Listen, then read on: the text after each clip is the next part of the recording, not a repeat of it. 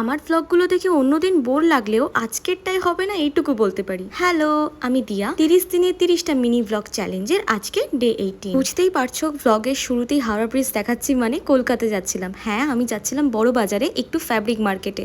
মার্কেটটা অনেক দিন ধরে ঘোরার ইচ্ছা ছিল, কিন্তু তার আগে অল্প একটু ফুচকা খেয়ে নিয়েছিলাম বলে তোমরা বিশ্বাসই করবে না, 100-র উপরে ইউটিউব ভিডিও দেখেছি শুধুমাত্র বড় বাজারের এই ফ্যাব্রিক মার্কেটটা খুঁজে বের করার জন্য।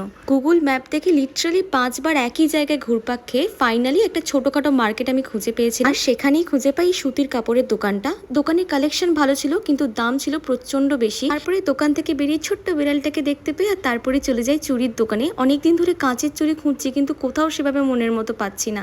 আর তার জন্য এই সমস্ত চুড়ির মধ্যে কাঁচের চুড়ি খুঁজতে থাকি। পছন্দের চুড়ি পেলেও একটু নিজের হাতের সাইজে পাইনি। তারপর আর কি মন খারাপ করে খাবার খেয়ে বাড়ি চলে আসি।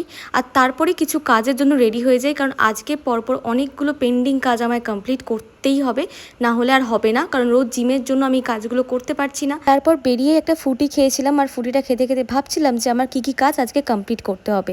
হাফ কাজ করে এই ডিম পোচটা খেয়েছিলাম, যেটা কি একদম উইদাউট অয়েল 2 মিনিট মাইক্রোওভেনে তৈরি হয়ে যায়। বিশ্বাস করো, খেতে দুর্দান্ত হয়, তোমরা বাড়িতে একবার ট্রাই করে দেখো। তারপর আমি একদম রাত্রেবেলা গিয়েছিলাম স্মার্ট পয়েন্টে। খুবই ইম্পর্টেন্ট দুটো জিনিস নেওয়ার ছিল, সেটা হলো একটা বাটার আর একটা চিজ। বাড়ি এসে হয়ে গেছিলাম খুব টায়ার্ড আর শরীরটা খারাপ করছিল। কালকের ভ্লগের জন্য প্লিজ ওয়েট করো। টাটা। আমার ব্লগগুলো দেখে অন্যদিন বোর লাগলেও আজকেরটাই হবে না এইটুকু বলতে পারি। হ্যালো, আমি দিয়া। 30 দিনে 30টা মিনি ব্লগ চ্যালেঞ্জের আজকে ডে 18। বুঝতেই পারছো, ব্লগের শুরুতেই হাওড়া ব্রিজ দেখাচ্ছি মানে কলকাতা যাচ্ছিলাম। হ্যাঁ, আমি যাচ্ছিলাম বড় বাজারে একটু ফ্যাব্রিক মার্কেটে। মার্কেটটা অনেক দিন ধরে ঘোরার ইচ্ছা ছিল, কিন্তু তার আগে অল্প একটু ফুচকা খেয়ে নিয়েছিলাম বলে তোমরা বিশ্বাসই করবে না, 100-র উপরে ইউটিউব ভিডিও দেখেছি শুধুমাত্র বড় বাজারের এই ফ্যাব্রিক মার্কেটটা খুঁজে বের করার জন্য।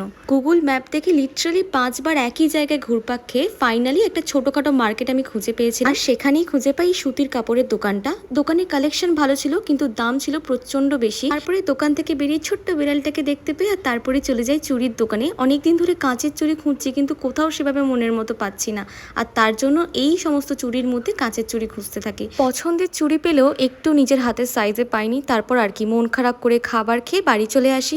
আর তারপরে কিছু কাজের জন্য রেডি হয়ে যাই, কারণ আজকে পরপর অনেকগুলো পেন্ডিং কাজ আমায় কমপ্লিট করতেই হবে, না হলে আর হবে না। কারণ রোজ জিমের জন্য আমি কাজগুলো করতে পারছি না। তারপর বেরিয়ে একটা ফুটি খেয়েছিলাম, আর ফুটিটা খেতে খেতে ভাবছিলাম যে আমার কি কি কাজ আজকে কমপ্লিট করতে হবে।